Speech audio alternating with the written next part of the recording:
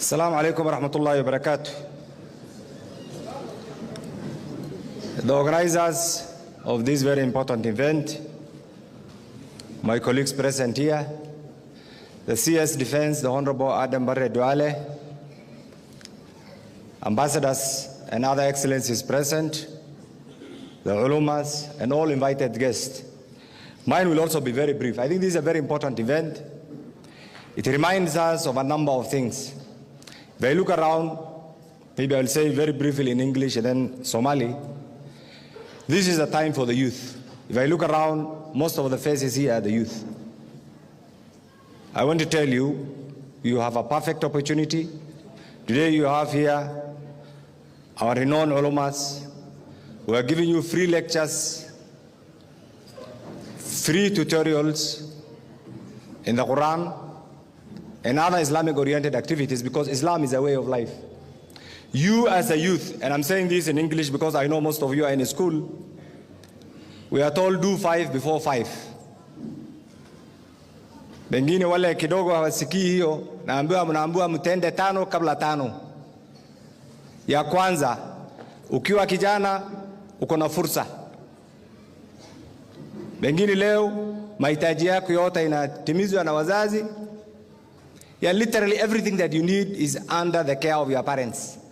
You are expected to utilize that period before you become parent, before you become busy, so that that becomes part of your childhood upbringing. That time will never come again. Leo uko na nafasi pia, you have time. Tomorrow you'll be a parent, you will be the only breadwinner. That time will never come again. So for those of you today who are lucky to enjoy these privileges of getting these free services from our parents, relatives, and guardians, you have a perfect opportunity to benefit from this. Equally, we are blessed to have a religion which is a way of life. You have an opportunity to do a combination of both our religious teaching, so that when you become a doctor who is well versed in the Quran and the Sunnah, and also a doctor who is well versed in innovations, scientific innovations, which is part of the teachings of our Quran. That cannot be achieved unless you are careful with your times.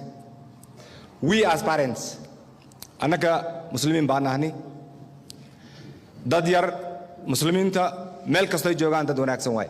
Waxaan rabaa horta inaan xasuusiyo nabadgelyada arrin muhiim waay. Waxaan rabaa inaan Ilaahay u barino walaalyaalahan Suudaan, reer Suudaan. Waa fahansantiin Soomo. Dhibaato badan baa ka socota inaan Ilaahay u barino. Inaan Ilaahay nabadgelyo siiyo wadankaas. Maxaa yeelay dad badan oo qaraabanahan oo muslimiin ah ku rafaadsan. Waana la wala soconnaa marka nin kasto annakaan Ilaahay u barino. Dadka walaalyaalahan hadda waxay isku gafsiyiinba. Wax kastaba dhaceena inay isku noqdaan oo wadankaas nabadgelyo laga helo. Waa ogsoontihiin meesha qaybta ay Suudaan ka haysa diinta muslimka ama wadamaha muslimiinta ama dhaqanka dhanba adduunka. Marka taasna Ilaahay baanu baryaynaa in nabadgelyo laga hela. Maxay ku xasuusinay adiga? 3 weeks ago, 4 weeks ago, Sudan was everything. Today, it is the center of humanitarian crisis. It is the center of instability.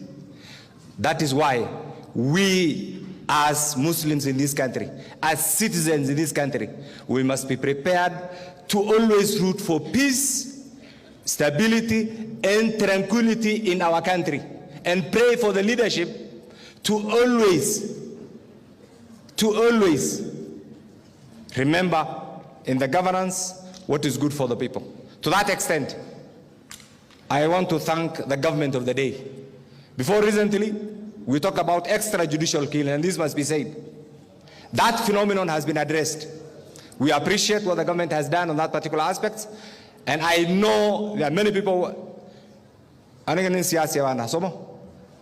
a political practitioner. idinka qayb badan baad leediin annaka qayb aan leenahay waxaan arkayno wadanka labadii waa isku xiriyeen waa inaan ka hadalno taa ma had weyn baan dawladdu celineynaa tan kale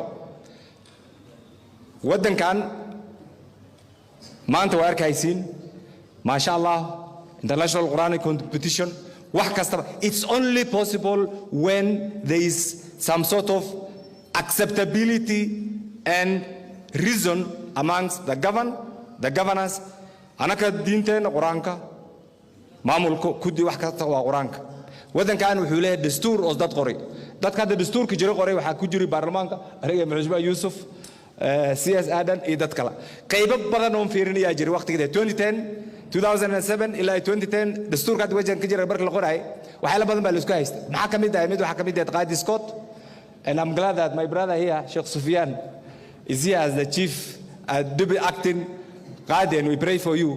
waxyaalo uu kaay waxaan ilaalinayn waxa kamid ah markaan waa wuxuu dad qoray ilaa hadda dad baan ku ganacsaneen waxaan ilaalinayni in wax diintii wax u dhimaaya ay dastuurkii wadanka ay qayb ka noqonin ilaahayna waa tiideed waan ugu garab galay marka anaga waxaan warkayda ku soo xiray walaalayaal waxa culimadana mahad weyn baan u celinay. This requires a lot of time, it requires a lot of devotion, it requires a lot of persistence, and you get a lot of challenges.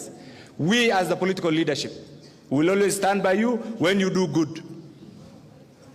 We'll always stand by you if you guide the ulamas and the ummah. So I want to say thank you. This should be seen in every facet. That is, I think, what my chairman of Supreme was saying. Let's devolve this into every part, and also so that other people can also learn our religion. Asanteni sana, Mungu atujalie. Thank you so much.